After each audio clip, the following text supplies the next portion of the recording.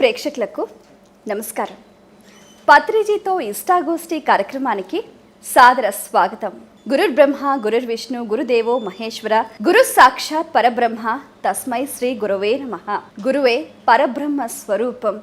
గురువు మార్గదర్శకులై ఈ విశ్వాన్ని మొత్తం నడిపిస్తూ ఉంటారు. అదే క్రమంలో బ్రహ్మశ్రీ పితామహ పత్రిజీ గారు కూడా ధ్యాన జగత్, పిరమిడ్ జగత్, శాకాహార జగతే ప్రధాన లక్ష్యాలుగా, శ్వాస మీద ధ్యాసే ధ్యేయంగా ప్రతి ఒక్కరూ కూడా ఉన్నతంగా ఎదగాలి అనే ఒక సత్సంకల్పంతో తన ధ్యాన ధారలతోటి కూడా అందరినీ, ఈ ధరిత్రిని కూడా పునీతం చేస్తూ ఈ విశ్వశక్తిని ప్రాణశక్తిగా మనకు అందించే పిరమిడ్ నిర్మాణంలో కూడా ఒక తనదైన శైలిలో ముద్ర వేస్తూ శాకాహారమే సరైన ఆహారం అని సూచిస్తూ ప్రతి ఒక్క మానవుని ఉన్నతికి పాటుపడే విశ్వగురు బ్రహ్మశ్రీ పితామహ పత్రిజీ గారు ఈరోజు ఇష్టాగోష్ఠి కార్యక్రమంలో పాల్గొన్నారు. వారితో మాట్లాడి మరిన్ని విషయాలు వారి మాటలో తెలుసుకుందాం. ఈనాటి కార్యక్రమాన్ని ప్రారంభిద్దాం. నమస్కారం అండి. నమస్కారము. గురుభ్యో నమః. పత్రిజీ గారు, అసలు గురువు ప్రాముఖ్యత ఏమిటండి? అసలు గురువు అంటే ఎవరు, ఏమిటి? అజ్ఞాన అంధకారాన్ని తొలగించేవారు. ఎవరు తొలగించలేరు, ఒకళ్ళు ఇంకొకళ్ళని ఉద్ధరించలేరు. స్వయం ఉద్ధారం కావాలండి. అంతే. మరి నేను మీకు సహాయం చేయలేను, మిమ్మల్ని మీరు సహాయం చేసుకునేలా ఇన్ఫర్మేషన్ ఇస్తాను అంతే.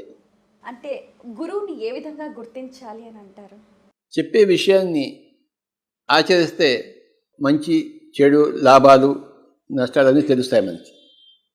అలా తెలుసుకుంటూ పోతుంటే అదే మనకి దారి చూపిస్తుంటాను. గురువు అంటే వ్యక్తి కాదు.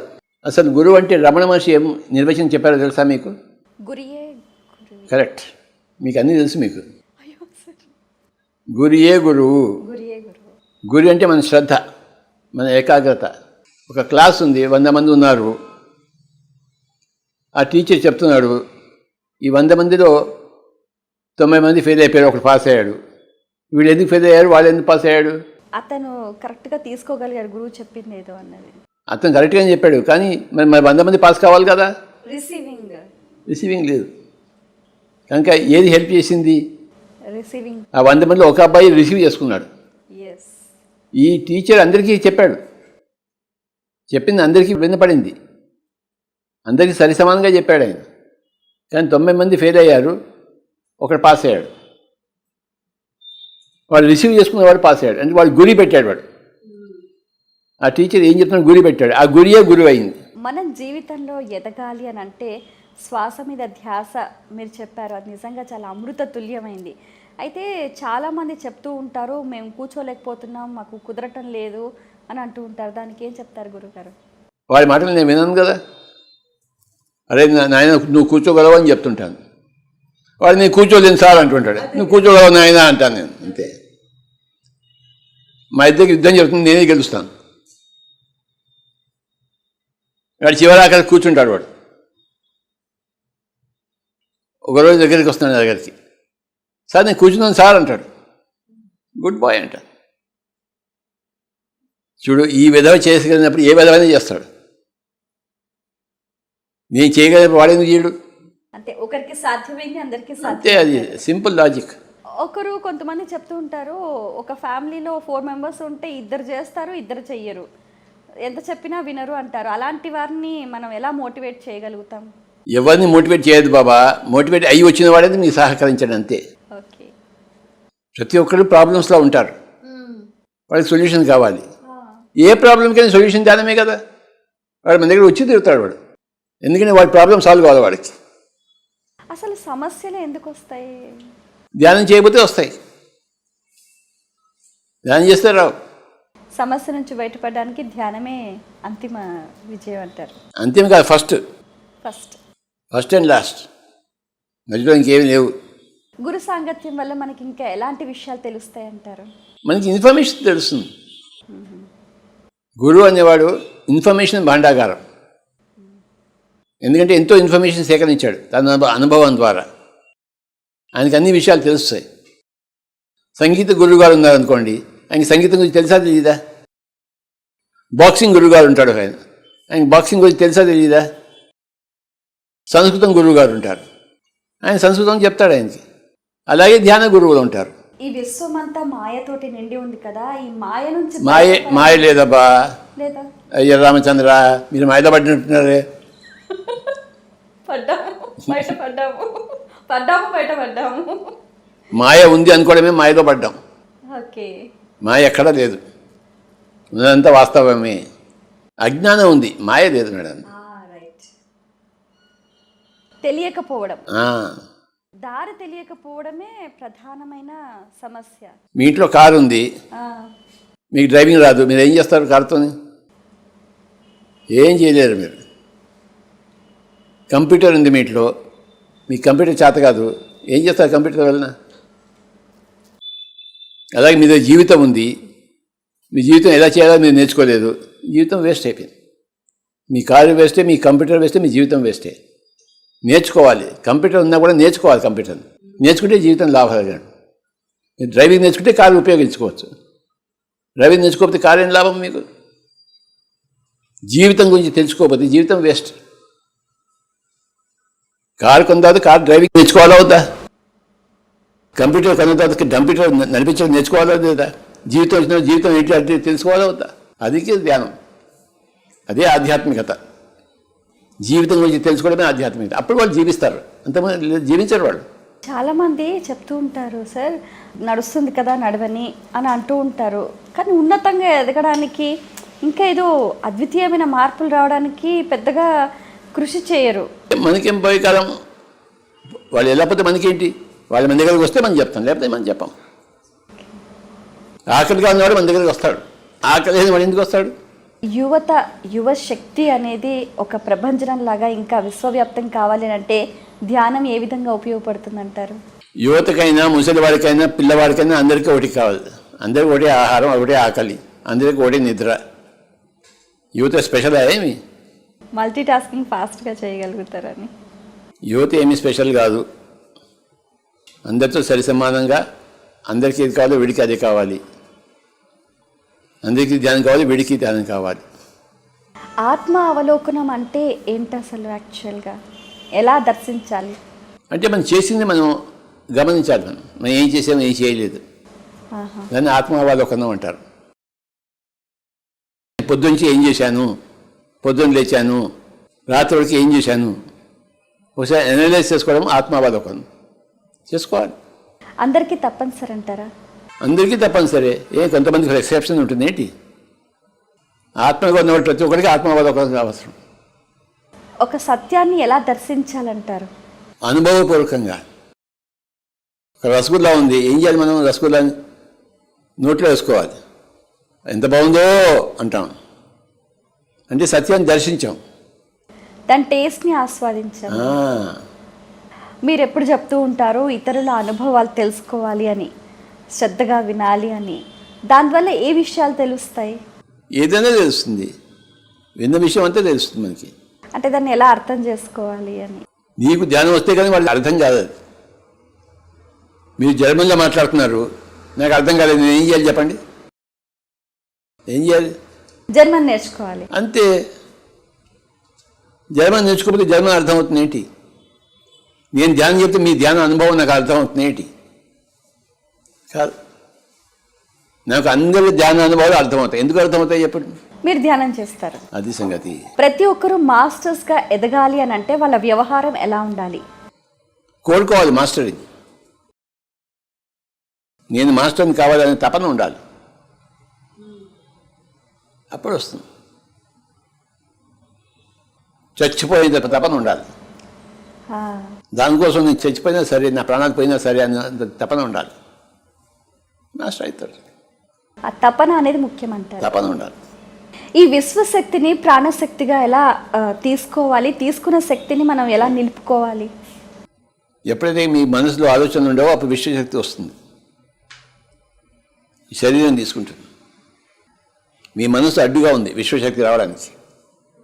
ఒక నల్లా ఉంది, నీళ్ళు ఎందుకు రావటం లేదు? ఆఫ్ చేసింది, ఏదో అడ్డు ఉంది. ఆఫ్ అంటే ఏదో అడ్డు ఉంది. ఇలా తిప్పామనుకోండి, అడ్డు తొలగిపోయింది, అప్పుడు నీళ్ళు వచ్చాయి. ఏదో అడ్డుపడితేనే కదా నీళ్ళు రాకుండా ఉంది బయట. మనం ఎప్పుడైతే దాన్ని తిప్పి, నల్లాన్ని తిప్పి అటు తొలగించాము పట్టపడ నీళ్ళు వస్తాయి. నీళ్ళు ఉన్నాయి అక్కడ, కానీ నల్లాలు సరిగ్గా ఓపెన్ చేయాలి. అలాగే విశ్వశక్తి వస్తుంది, కానీ మనసు అనేది ఆపుతుంది దాన్ని. ఆ మనసును శూన్యం చేసినప్పుడు విశ్వశక్తి లోపలికి వచ్చేస్తుంది. సార్, మనసును నియంత్రించుకోవటం అనేది ప్రధానమైన టాస్క్. ఉన్నదంటే అదే ప్రధానంగా, అదొకటే ఉంది, రెండు లేవు, ఒకటే ఉంది మనస్సు. అంతే, దాన్ని శూన్యం చేసుకోవాలి. అంటే ఎలా సాధ్యం? అంటే ధ్యానంతో సాధ్యం, ఇంకా బాగా చేయాలంటే దాన్ని మన అధీనంలో ఉంచుకోవాలి, చెప్పిన మాట వినేటట్టుగా చేసుకోవాలి అని అంటే సాధన ఒకటే అంటారా? సీతాలు బాగా వాయించాలి. ఎలా వాయిస్తారు చెప్పండి? ప్రాక్టీస్. మరి మీకు ఆన్సర్ తెలుసు నన్ను అడుగుతారే. అంటే ఇంకా బాగా సింప్లిఫైడ్ వేలో ఇంకా ఎలా? సాధనతో సమకూరు పనులు ధరలోనా.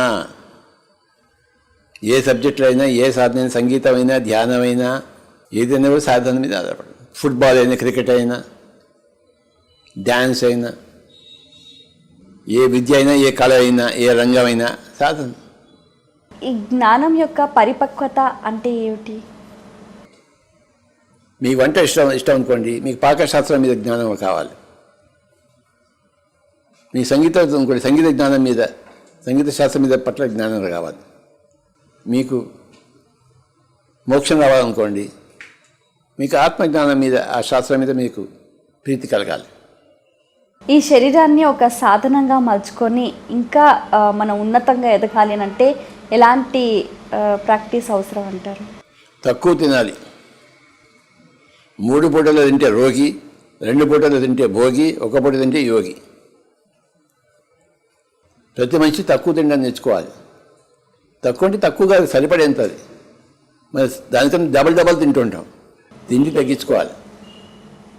ఎలా తీసుకోవాలంటారు? మేడం, ప్రస్తుతం ఈ క్షణంలో ఈ భూమండలంలో 10,000 మంది ఏం తినకుండా జీవిస్తాం తెలుసా మీకు? 10,000 మంది. వాళ్ళు ఏమీ తినరు, వాళ్ళు హాయిగా డ్యాన్స్ చేస్తుంటారు. 10,000 మంది ఉన్నారు అలాంటి వాళ్ళు. మీకు తెలియదేమో లెక్క. తెలుసుకోవాలి, ఇదే లెక్క తెలుసుకోవాలి మీరు. వాళ్ళందరూ జీవించినప్పుడు మీరు ఎందుకు జీవించలేరు? 10,000 మంది చేశారు, మీరు ఎందుకు చేయలేరు? మీరు ఆ దిశలో ఎప్పుడు ఆలోచించలేరు, అంతే. తింటే ఒకటే చూస్తున్నారు. చాలా మంది కూడా అదొక తినకపోతే ఉండలేము అన్న ఫీలింగ్లో కూడా. ఈ చాలా మంది ఎప్పుడు మూర్ఖులే ఉంటారు, కొద్దిమంది విఘ్నులు ఉంటారు. మనం విఘ్నుల మాట వినాలి, చాలా మంది వాళ్ళ మాట వినకూడదు. ఈ ధ్యానానికి పిరమిడ్ శక్తిని ఎలా ఉపయోగించుకోవాలి? పిరమిడ్ లోపల కూర్చుని ధ్యానం చేయాలి, లేకపోతే పిరమిడ్ కింద కూర్చుని ధ్యానం చేయాలి, లేకపోతే పిరమిడ్ సమీపంలో కూర్చుని ధ్యానం చేయాలి, లేకపోతే పిరమిడ్ తలుచుకుని కూడా పిరమిడ్ ధ్యానం చేసుకోవచ్చు. వర్క్ ప్లేస్లో కూడా పెట్టుకోవచ్చు అంటారు? ఏ ప్లేస్లో అయినా సరే, ఎనీ ప్లేస్. ఈ ఎన్లైట్మెంట్ అనేది ఒక మనిషికి ఏ స్థితిలో వస్తుందంటారు? ఓపెన్ మైండ్ స్థితిలో. మీ దగ్గర నేర్చుకోవడానికి నా దగ్గర ఏమీ లేదు, మీ దగ్గర ఏమీ లేదు అనుకున్నారు అనుకోండి, మీరు ఓపెన్గా లేరు. మీరు ఏమో ఇక ఏ పుట్టలో ఏ పాము ఉందో, ఏమో నేర్చుకుంటానేమో అనుకుంటే నేర్చుకుంటారు. ఓపెన్ మైండ్ కావాలి. ప్రతి ఒక్కరిలో ఏదో ఒకటి ఉంది అని మీరు నమ్మాలి. ఆ బేసిక్ నమ్మకం ఉండాలి. దాన్ని ఓపెన్ మైండ్ అంటారు ఇంగ్లీష్లో. మరి తెలుగు ఏమంటారు తెలియదు నాకు. తెలుగులో ఏమంటారు? గూగుల్. గూగుల్. సారీ, తెలీదు. నాకు తెలియదు. పత్రిజీ గారు, మీరు ఎప్పుడు చెప్తూ ఉంటారు ప్రకృతితోటి సహజీవనం చెయ్యండి అని, అది ఎలా? ఇంట్లో బయటికి వెళ్ళాలి, ఒక చెట్టు కింద కూర్చోవాలి, ఒక కొండ ఎక్కాలి, రాత్రిపూట పౌర్ణిమ చంద్రుడిని చూస్తూ కూర్చోవాలి, ఆరు బయట పడుకోవాలి. ఇదంతా ప్రకృతితో జీవించడం. ఎండాకాలం వస్తే ఆరు బయట పడుకుంటే ఎంత బాగుంటుందో. చాలా హాయిగా ఉంటుంది. ఆ చల్లటి గాలి వేస్తుంటే అదే బాగుంటుంది. అప్పుడప్పుడు ట్రెక్కింగ్ కూడా నిర్వహిస్తూ ఉండమని చెప్తూ ఉంటారు. దానివల్ల ఎటువంటి లాభాలు? ప్రకృతితో పూర్తిగా మమైక్యం అవుతాం, ప్రకృతి ఒడిలోకి పోతాం. ఎన్నోసార్లు అడవుల్లోకి తీసుకెళ్ళాను అందరినీ. అవును, చాలామంది కాలర్స్ కూడా చెప్తూ ఉంటారు ట్రెక్కింగ్లో మేము చాలా నేర్చుకున్నాము, ఒక మంచి అనుభూతి, ఒక్కొక్క చెట్టు దగ్గర ఒక్కొక్క ఎక్స్పీరియన్స్ అని చెప్పారు. 3 రోజులు, 4 రోజులు, 5 రోజులు, 6 రోజులు అడవుల్లోకి తీసుకెళ్ళేవాడిని. ఈ మధ్య తీసుకెళ్ళడం లేదు, నా ఓపిక పోయింది. ఈ పౌర్ణమి ధ్యానం తప్పనిసరిగా చేయాలంటారు కదా, ఈ పున్నమి వెలుగులో ధ్యానం చేస్తే ఎటువంటి శక్తి వస్తుంది? పున్నమి వెలుగులో కాదు, పున్నమి నాడు చేయాలి. పున్నమి నాడు 3 రోజులు ఉంటాయి. పున్నమి నాడు అంతకుముందు, అందుకు తర్వాత. ఆ 3 రోజుల్లో హయ్యెస్ట్ ఎనర్జీ ఉంటుంది. నేను చంద్రుడిని చూస్తూ చేయక్కర్లేదు మీరు. ఆ రోజుల్లో ఎక్స్ట్రా ఎనర్జీ ఉంటుంది భూమండలంలో, కనుక దాన్ని మనం ఉపయోగించుకుంటాం. చిన్న ఎగ్జాంపుల్ చెప్తాను. మీరు ప్రైమ్ మినిస్టర్ మోడీని చూడాలి, ఎలా చూస్తారు చెప్పండి? అపాయింట్మెంట్ తీసుకుని ఢిల్లీకి వెళ్ళాలి మీరు. ఢిల్లీకి వెళ్ళాలి. కానీ ఒకరోజు మోడీ గారు హైదరాబాద్ వచ్చారు, పిఎంసీ ఆఫీస్కి వచ్చారు. అప్పుడు మీరు ఏం చేస్తారు? నేరుగా చూస్తాం. మీరు ఢిల్లీ వెళ్ళక్కర్లేదు, పిఎంసీ ఆఫీస్కి ఒకే వచ్చేస్తారు. ఎందుకంటే మీరు రోజు పిఎంసీ ఆఫీస్కి వస్తున్నారు. ఆయన ఆ రోజు వచ్చారు, మోడీ గారు వచ్చారు, కనుక వెంటనే సార్ నేనే కలుసుకుంటారు. మీరు విడిగా వెళ్ళాలంటే ఢిల్లీ దాకా వెళ్ళాలి. అలాగే పౌర్ణమి రోజుల్లో శక్తి ఇక్కడికి వస్తుంది. ఓకే. మిగతా రోజులు మనం అక్కడికి వెళ్ళాలి. శక్తి మీ దగ్గర వచ్చాం, దాన్ని పుంజుకోవడం చాలా తేలిక. కనుక పౌర్ణమి రోజుల్లో చాలా ఇంపార్టెంట్. మోడీ గారు పిఎంసీ ఆఫీస్కి వచ్చినప్పుడు మీరు ఆయన కలగకపోతే ఇంకెందుకు మీ జీవితం? పిఎంసీ ఆఫీస్లో ఉంటూ, అవునా? అవును సార్. ఒకవేళ ఆయన కలుసుకోదలుచుకుంటే ఆయన ఇక్కడికి వస్తే, హైదరాబాద్కి వస్తే, పిఎంసీ ఆఫీస్కి వస్తే మీరు ఇక్కడే కలుసుకోవాలి. మీరు అది ఈజీ. లేకపోతే మీరు అక్కడ దాకా వెళ్ళాలి మీరు. అలాగే మహాశక్తి అనేది ఆ 3 రోజులు బాగా ఎక్కువ వస్తుంది ఎర్త్ ప్లానెట్ మీద.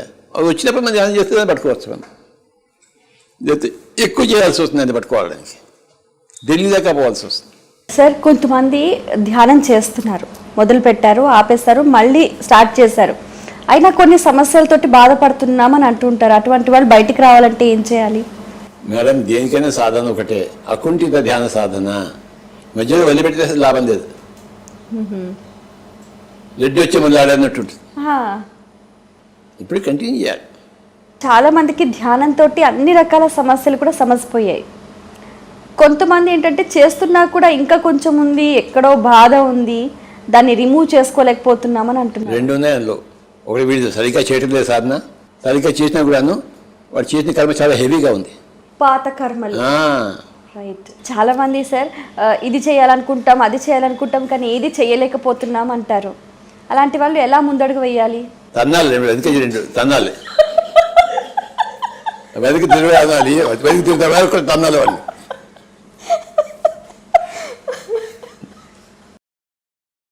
సార్, మీ ప్రిన్సిపల్స్ చాలా బాగుంటాయి సార్. 18 ప్రిన్సిపల్స్ చాలా ఎఫెక్టివ్గా ఉంటాయి, నాకు బాగా నచ్చాయి. అయితే మన సమస్యల్ని మనమే పరిష్కరించుకోవాలి అని అంటారు. అది అందరికీ సాధ్యం కాదు కదా, ఎలా? ఎవరా భయ్ అందరూ తక్కువ.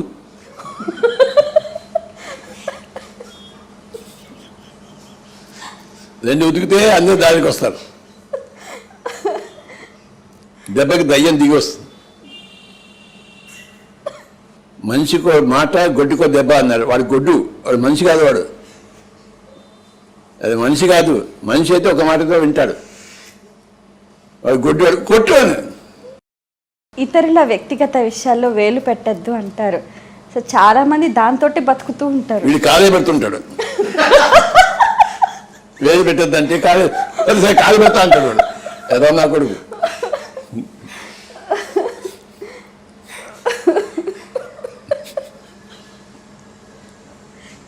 మీరు చెప్పే ఎగ్జాంపుల్స్ చాలా బాగుంటాయి సార్. వస్తే రాని, పోతే పోని. అయితే ఈ స్థిర చిత్తము, ఈ స్థితప్రజ్ఞత ఎలా అలవర్చుకోవాలంటారు? అందరూ అంత ఈజీగా యాక్సెప్ట్ చేయలేరు దాన్ని. ఎలా? ప్రతిసారి అందరూ అందరూ అంటున్నారు, నాకు ఇష్టం లేదు అందరూ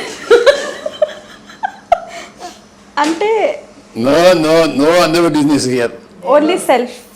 మేడం, నేను భగవద్గీత ఒక శ్లోకం ఉంది, మనుష్యానాం సహస్రేషు కశ్చిత్ యతతి సిద్ధయే యతతామపి సిద్ధానాం కశ్చిన్ మాం వేత్తి తత్వతః. అంటే అర్థం ఏంటంటే, వేల కొద్ది మనుషుల్లో కొంతమంది పర్ఫెక్షన్ కోసం ట్రై చేస్తారు. అలా పర్ఫెక్షన్ కోసం ట్రై చేసే 1000 మందిలో ఒకడే ఇద్దరు పర్ఫెక్ట్ అవుతారు అని చెప్పేసి. మీరు అందరి గురించి చెప్పలేదు ఆయన. రామచంద్ర, మీరు అందరూ చెప్పి నన్ను చంపేస్తున్నారు ఇవాళ. అయ్యో, కొద్ది మందికే పర్ఫెక్షన్ కావాలి, మిగతా వాళ్ళకి పర్ఫెక్షన్ అక్కర్లేదు. వాళ్ళు మూర్ఖులు, వాళ్ళని వెనక్కి తిరిగితే తనాలి వాడిని, లేదా కిందేస్తో కానీ మీ ఇష్టం, చాయిస్ మీది. మనుష్యాణం సహస్రేషు, వేల కొద్ది మనుషుల్లో కశ్చిన్ కొంతమంది మాం తమను తాము విద్ది తెలుసుకుంటారు, తత్వత ఉన్నది ఉన్నట్టు. యతతామపి సిద్ధానం, అలాంటి ట్రై చేసే వాళ్ళలో కశ్చిన్ కొంతమంది తమను తాము పూర్తిగా తెలుసుకుంటారు. ఒక వ్యక్తి ధ్యానంతో దివ్యత్వాన్ని పొందాలి అని అంటే ఎటువంటి పుస్తకాలు బాగా చదవాలంటారు? ఫస్ట్ ధ్యానం చేయాలి, ఆ ధ్యానం చేస్తారు, తర్వాత పుస్తకాలు చదవాలి. అదే ఈ రెండింటికన్నా ముందు సజ్జన సంగతిని చేయాలి. అందరూ చెప్పింది వాళ్ళ అనుభవాలు వినాలి జాగ్రత్తగా. ఫస్ట్ సజ్జన సంగతిని చేయాలి, తర్వాత ధ్యానం చేయాలి, తర్వాత స్వాధ్యాయం చేయాలి. 3. ఫస్ట్ సజ్జన సంగత్యం. లోన్లీనెస్ నుంచి బయటపడడానికి ధ్యానం ఉపకరిస్తుందా అండి? నువ్వు ఎప్పుడు లోన్లీగానే ఉంటావు. మనిషి ఎప్పుడు లోన్లీ జీవే. మనిషి ఎప్పుడు ఏకాంత జీవి, ఏకాంతంగా పుట్టాడు, ఏకాంతంగా జీవిస్తున్నాడు, ఏకాంతంగా చేస్తాడు. ఈ ఒంటరి తత్వాన్ని జయించాలి అని అంటే ధ్యానం ఏ విధంగా ఉపయోగపడుతుంది? ఒంటరి తత్వాన్ని ఆస్వాదించాలి, జయించడం కాదు. మనిషి తన ఏకాంత తత్వాన్ని ఆస్వాదించాలి, దాన్ని జయించడం కాదు. అది న్యాచురల్, అది తనలో తాను ఉండడం అనేది న్యాచురల్. తనలో తాను ఉండడం అది ధ్యానం నేర్పిస్తుంది మీకు.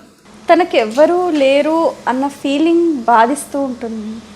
మేడం, ఎవరు లేనివాడికి దేవుడు ఉన్నాడు, కనపడని మాస్టర్స్ ఉన్నారు, ఏంజల్స్ ఉన్నారు, ఎప్పుడు సహాయం చేస్తుంటారు.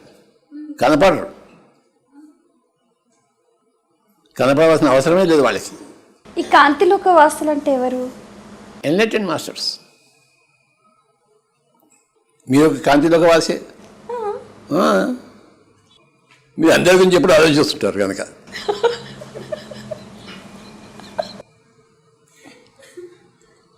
జీవితంలో సక్సెస్ని ఎలా ఆస్వాదించాలంటారు? ఫెయిల్యూర్ కూడా ఆస్వాదించినప్పుడు సక్సెస్ కూడా ఆస్వాదిస్తారు. ఫెయిల్యూర్ని తట్టుకోవడం కొంచెం కష్టసాధ్యమే, అదే కష్టం. ధ్యానంతో అధిగమించవచ్చు అంటారా?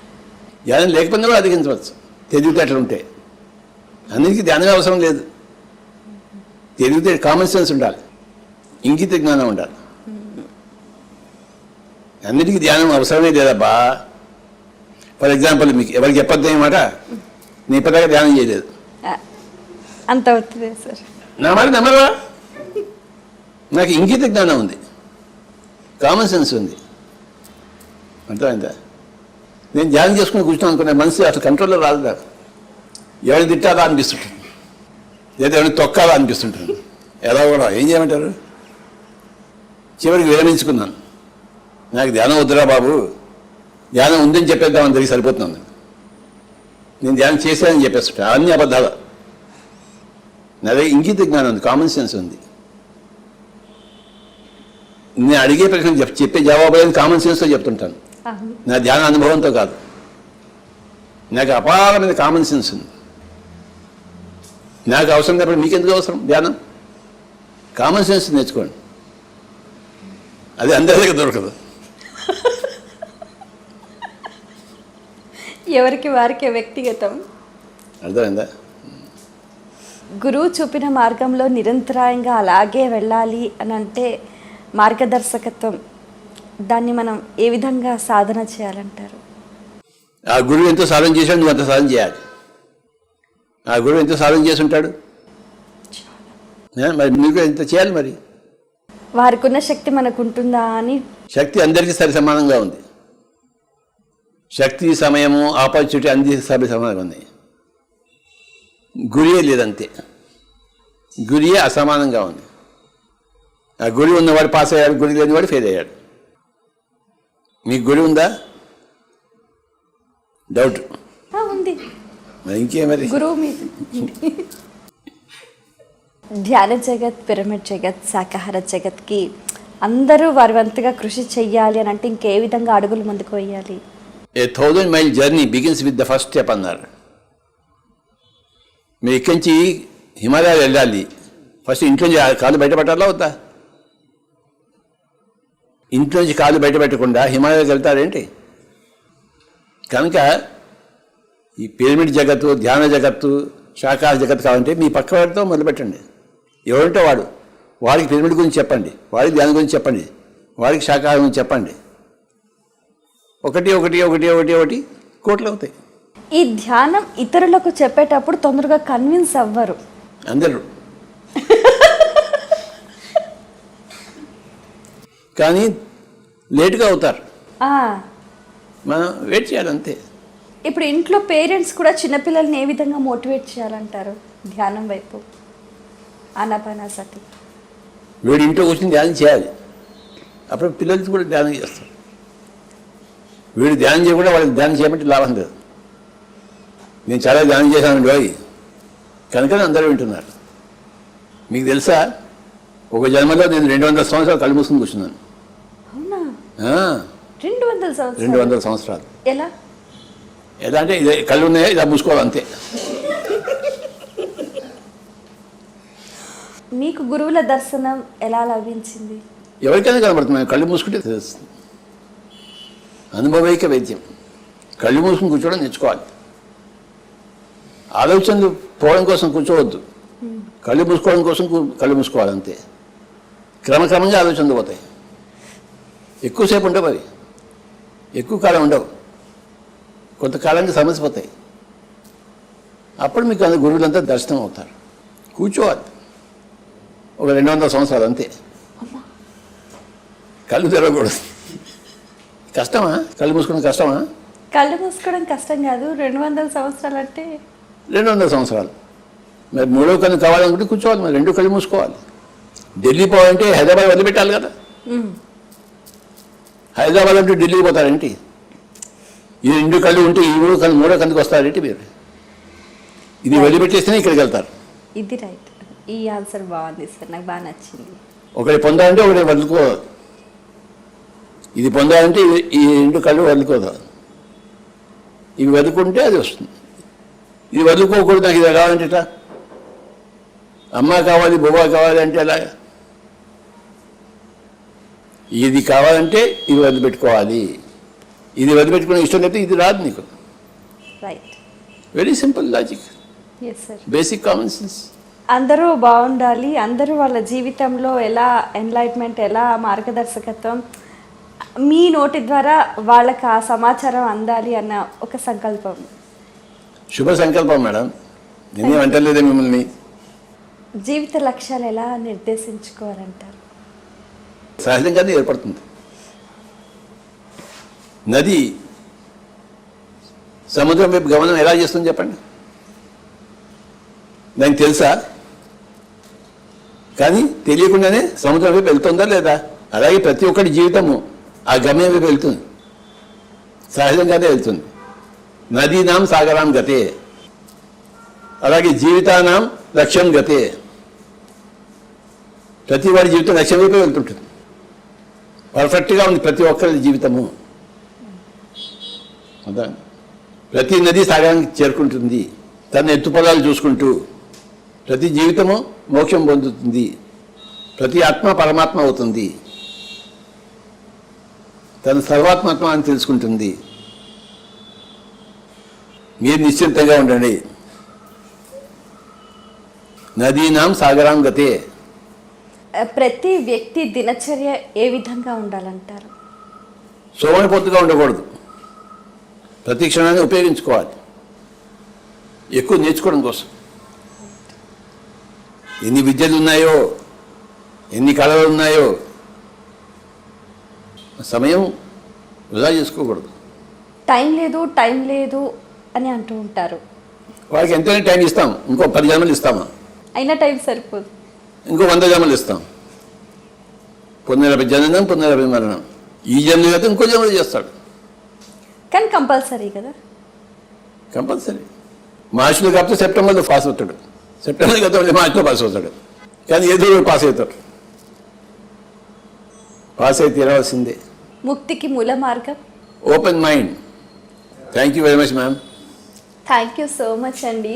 ఈరోజు నిజంగా మోస్ట్ మెమరబుల్ డే అండి. చక్కటి విషయాలు మాతో షేర్ చేసుకున్నారు. ధన్యవాదాలు. మళ్ళీ కలుద్దాం.